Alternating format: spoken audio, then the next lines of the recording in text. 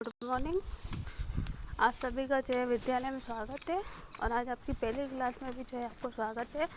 आपने इतिहास विषय चुना है, तो इतिहास विषय जो है आपका काफ़ी सारे जो है विषय जो है आपकी प्रतियोगी परीक्षाओं में आपके काम आने वाला है, क्योंकि आपको जो है 12वीं क्लास के बाद उच्च अध्ययन के लिए जाना है और उस उच्च अध्ययन की श्रेणी में आप कोई ना कोई परीक्षा देंगे। किसी का शिक्षक बनने का सपना होगा तो किसी का कलेक्टर, किसी का आरएस, किसी का पटवारी, किसी का अन्य प्रतियोगिता परीक्षा में। तो सभी परीक्षा के अंदर अधिकतम प्रश्न जो है इतिहास विषय के आते हैं। तो आपने जो इस विषय का सिलेक्शन किया है काफ़ी अच्छा विषय है, आप अच्छे से पढ़ेंगे तो आपको जो है आगे भविष्य में इसके अंदर काम आएगा। इसके साथ साथ शिक्षक बनने के साथ साथ आप कॉलेज व्याख्याता इतिहास विषय के भी बन सकते हैं। आप एमए हिस्ट्री में करें, बीए में हिस्ट्री रखें आपके, तो आगे भी आपका काम आएगा। हिस्ट्री ऐसा विषय है कि आपको हर प्रतियोगी परीक्षा के अंदर उपयोगी सिद्ध होगा। आप 11वीं क्लास की जो है हिस्ट्री में हम पढ़ रहे हैं और हमारी किताब जो है उसका जो नाम है, पहले हम आज इंट्रोडक्शन क्लास देख लें। तो विश्व के इतिहास के कुछ विषय जो है हमारी किताब का नाम है, आपको ध्यान रखना है। इसमें टोटल 11 पार्ट है। कालक्रम 1, इसमें पहला पार्ट है कालक्रम 1। फिर दूसरा पार्ट है लेखन कला और शहरी जीवन, ये आपको ध्यान रखना। तीसरा साम्राज्य।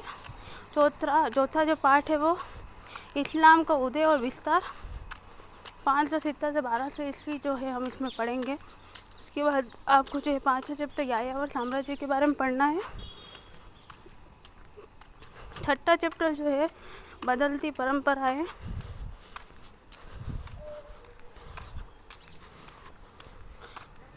उसके बाद आप देखेंगे संस्कृतियों का टकराव, आधुनिकीकरण की ओर, मूल निवासियों का विस्थापन और आधुनिकीकरण के रास्ते। ये आपके जो है 11 चैप्टर है टोटल, जो हमें एक एक कर जो है पढ़ने हैं सिलेबस के अकॉर्डिंग। तो जो है हम इसको पढ़ने से पहले ये जान लें कि आखिर इतिहास होता क्या है। अब तक आप जो है 10वीं क्लास में पढ़ के आए हैं सामाजिक अध्ययन, उसमें कहीं ना कहीं इतिहास के बारे में आपने पढ़ा है। इतिहास के बारे में आप पढ़ के ज़रूर आए हैं सभी बच्चे। तो इतिहास क्या है इसका हम देखें। इतिहास, ठीक है, हमें ये ध्यान रखना है। तो ये इतिहास होता क्या है, ध्यान से देखिए और सुनिए, क्योंकि जब हम ये पढ़ने लगेंगे उससे पहले हमें इतिहास का मतलब पता होना चाहिए कि हम आखिर क्या पढ़ रहे हैं। हमें पढ़ने से पहले संपूर्ण जानकारी होना ज़रूरी है, क्योंकि जब भी हम कुछ विषय लेंगे, कोई सा भी विषय हमने लिया, तो उसके पीछे उसका मकसद हमें पता होना चाहिए कि उसका अर्थ क्या है, उसको किसने लिखा होगा, है ना, उसका हमारे पास उपयोग क्या है। तो उपयोग तो मैंने आपको बता दिया, लेकिन अब हम इतिहास के बारे में जानने की कोशिश करेंगे। तो इतिहास 2 शब्दों से मिलकर बना है। पहला शब्द इति है ना, और फिर हास।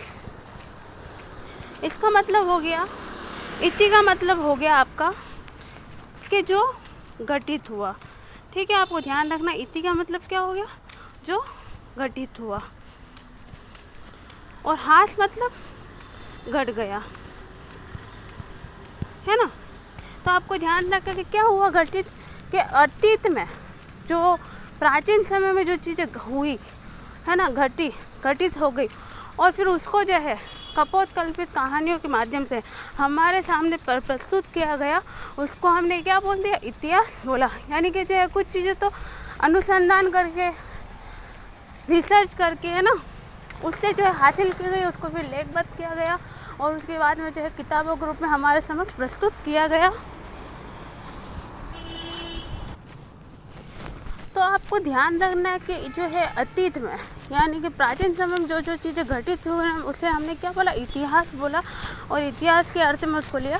तो जो ये अतीत था वो जो है हमारे जो इतिहासकार हुए, उन्होंने जो है उसका क्रमबद्ध जो है सिस्टमेटिक अध्ययन कर उसको हमारे समक्ष क्या किया, डेट वाइज जो है प्रस्तुत किया गया, और उसी को हमने जो है पढ़ना शुरू किया। और उसी के आधार पर जो है हमने पता लगाया कि प्राचीन समय में राजा महाराजों को इतिहास हुआ करता था, या फिर कोई सी सभ्यताएं विकसित थी, है ना, और किस प्रकार से शासन व्यवस्था हुआ करती थी, है ना, किस प्रकार के आंदोलन हुए, तो इन सभी समस्त जानकारियों के लिए हमने क्या पढ़ा, इतिहास को पढ़ा। तो इतिहास एक ऐसा महत्वपूर्ण विषय है कि जिससे हम क्या कर सकते हैं, अपने अतीत की समस्त जानकारियों को अर्जित कर सकते हैं, यानी कि उसके संबंध में हम जानकारी प्राप्त कर सकते हैं। इसके साथ ही जो है हम पुस्तक के ज्ञान, और आजकल तो जो है हमारे पास गूगल है, जिससे हम गूगल के माध्यम से भी क्या कर सकते हैं, इतिहास की एक भी चीज़ हमें अगर पता करनी है तो उसमें हमें PDF के माध्यम से ऐसे डायरेक्ट आप क्वेश्चन में लिखेंगे तो आपको मिल जाएगा मटेरियल। तो काफ़ी सारा मटेरियल क्या आपको उसके अंदर मिल जाएगा। तो ये बातें आपको ध्यान रखनी है। अब हम देखेंगे जो इतिहास है, इसको सर्वप्रथम किसने लिखा, इसके पितामह कौन है, फादर ऑफ हिस्ट्री। तो आपको जनरल सी बात है, क्योंकि कहीं ना कहीं हम चैप्टर पढ़ेंगे तो उसमें उस व्यक्ति का नाम आएगा, भले से ये नहीं बताया कि वो इतिहास का पितामह है, लेकिन हम पढ़ने से पहले ये जान लें कि इतिहास के पितामह कौन। जैसे हम कहते हैं कंप्यूटर के फादर ऑफ कंप्यूटर, तो क्या बोलते हैं हम, चार्ल्स बेबेज। वैसे हम फादर ऑफ हिस्ट्री कौन है हमारे, हेरोडोटस। याद रखना आपको, हेरोडोटस।